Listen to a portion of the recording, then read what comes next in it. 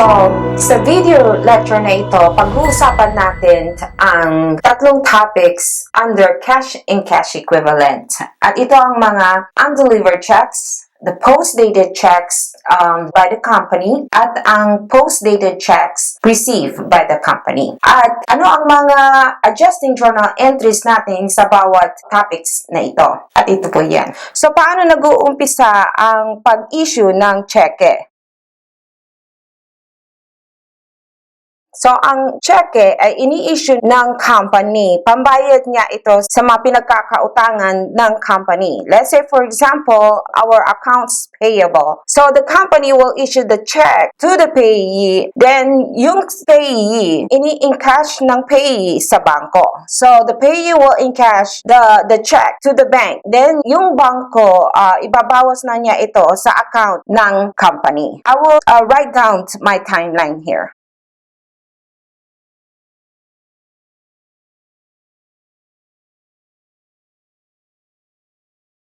So, ito ang ating example of our timeline. So, calendar year ang gagamitin natin. So, from January 1st to December 31st is our operating period. On December 22, nag-issue ang company ng cheque to pay, for example, our accounts payable. So, our entry on the issuance of the check is debit to accounts payable and credit to cash in bank.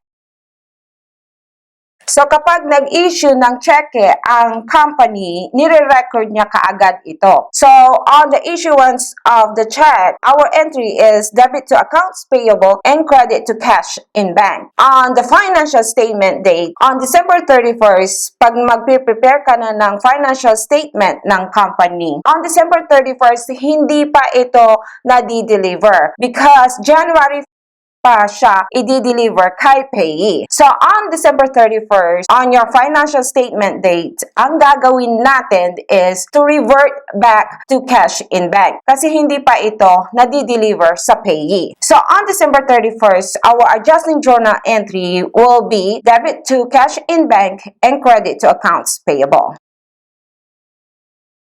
So, yan ang magiging adjusting journal entry natin. We will going to revert it back to our cash in bank. Kasi, meron pang control ang company dahil hindi pa nadi-deliver ng company sa payee on December 31st to show kung magkano talaga ang ating cash in bank on December 31st at kung magkano talaga ang ating accounts payable, our liability on December 31st. Kaya natin i-reverse ang ating entry. Then, on January is our delivery date. So, ito po ang ating undelivered check. Alright? Sa post-dated checks naman, drawn by the company. Ito naman, post-dated checks drawn by the company. Then, dineliver na niya ito kay payee. Hindi ito undelivered check. Let me write down my timeline here.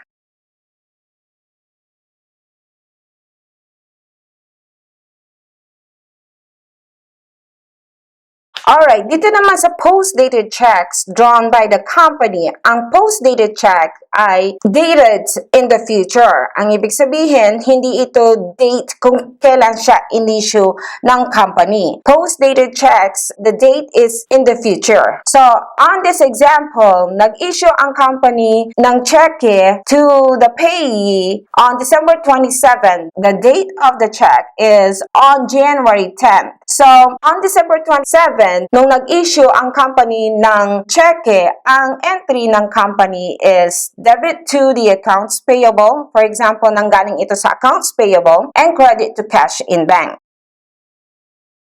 Alright, so on the issuance date, on December 27, our entry will be debit to accounts payable and credit to cash in bank. Then, the company delivers this check to the payee. So, on December 27, nag-draw ng cheque si company at dineliver niya kay payee. Pero ang cheque na ito ay post-dated. Nasa kamay na ng payee, pero hindi pa niya ito mai-encash bangko. Kailan niya ito mai-encash sa bangko? On January 10 onwards. Therefore, on December 31st, pag mag-prepare ka na ng financial statement ng company, ang magiging adjusting journal entry natin, i-revert natin back to the accounts payable and the cash in bank para ma-reflect natin sa ating financial statement kung magkano talaga ang cash in bank niya na naiiwan at kung magkano ang liability niya na accounts payable. Our adjusting journal entry is debit to the cash in bank and credit to accounts payable. So, yan po ang ating adjusting journal entry. I-revert natin back to the cash in bank and credit to the accounts payable. Ibabalik din natin ito sa account na accounts payable on December 31st on your financial statement date. Dito naman sa post-dated checks received by the company. Ito naman, ang nag-i-issue ng cheque ay mga customers or mga ibang company or ibang tao, binabayad nila ngayon sa company. So, ganito yan. So, ganito ang transaction naman sa post-dated checks received by the company. The customer will issue the check to the company and the company will go to the bank to encash it, right? Or i-deposit na niya sa bangko. On this post-dated check, ang company ni-receive niya ang cheque pero hindi pa niya ito mai-encash ngayon kasi post-dated siya. Ang post-dated checks, this is a check dated in the future. Let me write down our timeline here.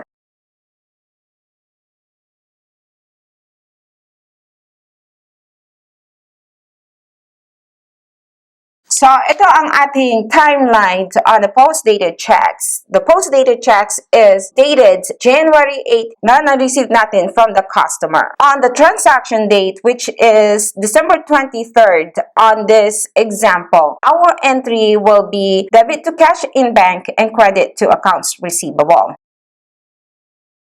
So, nag-entry kaagad tayo kapag nag-receive tayo ng cheque from the customer. And our entry is debit to cash in bank and credit to accounts receivable.